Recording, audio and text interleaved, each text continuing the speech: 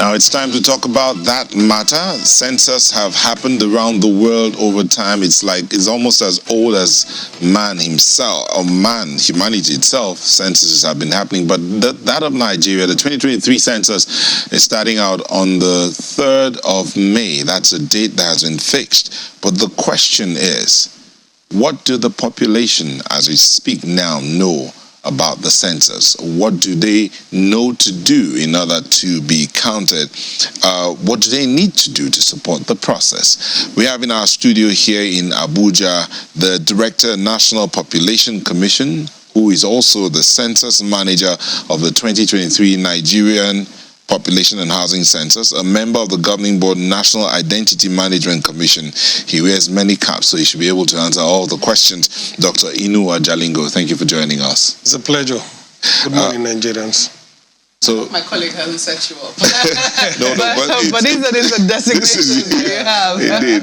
This is you. So let's start off real quick and look at May 3rd. Is it a fixed date? Is it going to start May 3rd? The population census? By the grace of God, by the end of today, you'll be able to know. The chairman, hopefully, is going to address the press and tell us exactly where do we move from here, as far as the date is concerned. As far as the date is concerned. Yeah. But in terms of the logistics, the planning, the equipping, the personnel to handle this, as the manager of the 2023 census, give us a lowdown. Thank you very much. I'm happy to do that even anytime you wake me up as I'm sleeping. The census is a methodological process, and the National Population Commission, leveraging on the 2020 round of census UN recommendations to leverage countries to leverage on digital technology for implementation of the census. We have tried to do that in all facets of the census implementation process, starting with our enumeration area demarcation, which to date we have demarcated about 773 local government areas, and the only local government area, which is Abadan in Borno State, we have used hybrid methodology to also demarcate it. So I can tell you that we have a 100% demarcation of the country. That is breaking the country into pieces of areas, ensuring that there is no overlap, so that we can send enumerators to a designated area to work. And that is critical in our process, and for any census that is necessary. So we have successfully done that. And the next thing that we have done is to ensure that these demarcation exercises are tested. So we have run tests, we have done the first pre-test, the second pre-test, and a trial census, which is dress rehearsal for the exercise.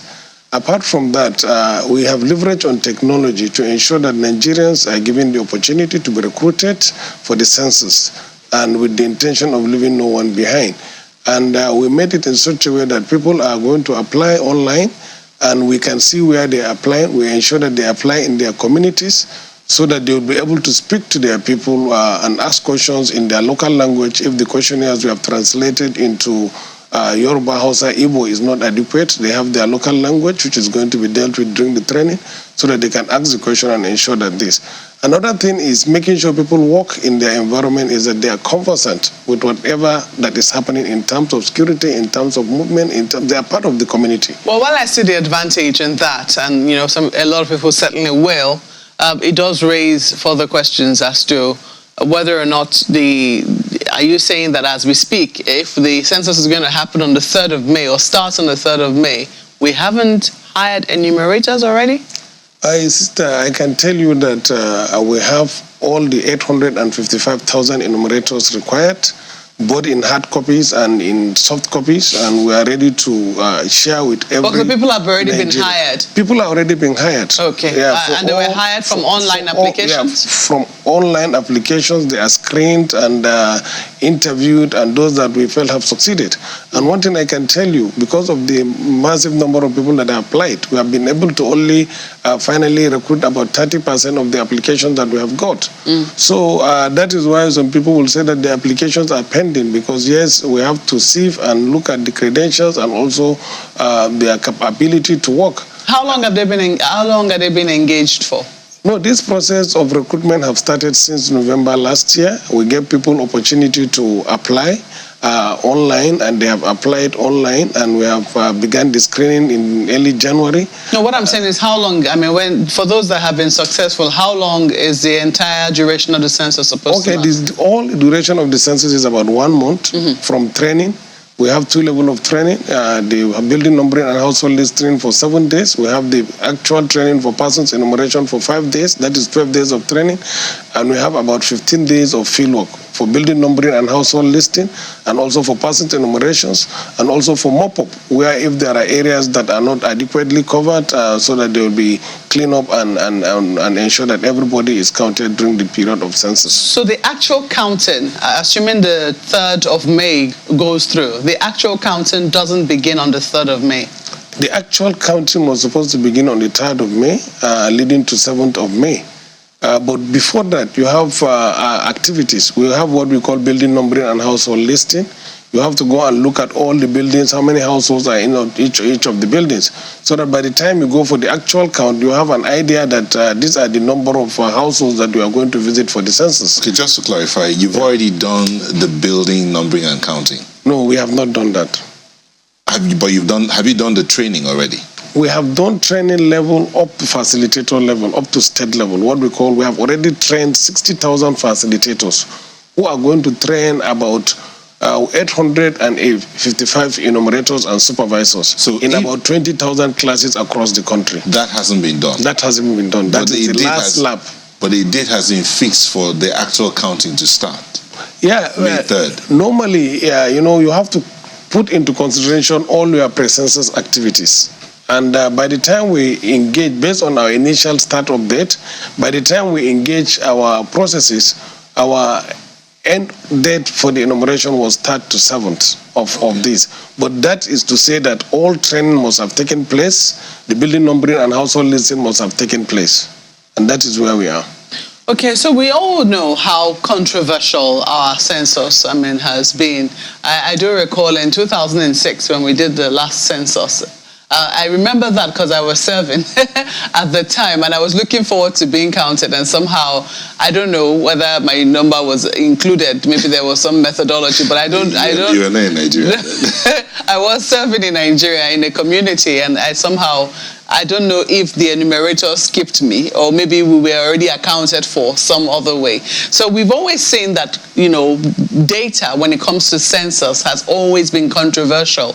How are you going to ensure that in this particular process that everyone can tag along, and eventually when the numbers come out to say this is how many Nigerians there are within this territorial space, that we will all be able to agree with those numbers? My sister, I think things have changed between 2006 and now, and the way things are done now are different. And like I have said, technologies have provided limitless of opportunities for us to do things better, more efficient, more professional, and we are trying to leverage on all these technologies. One thing that I want Nigerians to appreciate, even as of today, the Commission has done wonderfully well. We are an organization that can point to each building in Nigeria and say that this building exists. And when we do that, that means we have the geo-coordinates of every standing building in Nigeria. That by no means is a small feat. And by that alone is not a small data for the country. To say that all the buildings that you have, you can point to it and say that, and you know absolutely where the location of the building is, where the locations of all the roads are, where the locations of all the rivers are. So everything that we have it in our geospatial database. And that has won us an international award for generating that database. And that database, the value is limitless. So that is just to say one. Two, with that database, we can now say, okay, Mope lives here. We can also attach you to a geocode. We can create a geocode, attaching you to a particular building, attaching you to a particular household. And this can be verifiable anytime you come and you want to know whether you are counted or not counted. So we are doing everything possible. We are leveraging on all the technologies that have been provided for the census, and these technologies are unlike before. As we send our enumerators to the field, we see their footprints. The tablet they carry, they don't need to ask anybody that I'm assigned to go to an Imo state to go and work in a local government area. to go and work in Oweri Koji locality, that tablet should be able to take you to an enumeration area where you are going to work. And that tablet will not allow you to go out of your enumeration area to enumerate outside the boundaries of your enumeration areas. So technology has provided that, and we have developed what we call 5 strategy to ensure. And again, in the past, some of us that have been privileged to do 2 censuses, we had to go to the data processing centers to manually check these questionnaires and ensure correctness of the instructions, the skips, and all these things. But now the copy itself that you are carrying will not allow you to even do an error. It will tell you that, look, the question that you have been asking is not correctly answered because it's not consistent. So a lot of opportunities is there, and I believe that by the time we implement this census, Nigerians will be happy with the outcome, and they will accept it because they can verify the data and they can verify even what we have done presently. Let me take this conversation to Lagos. My colleagues have questions for you.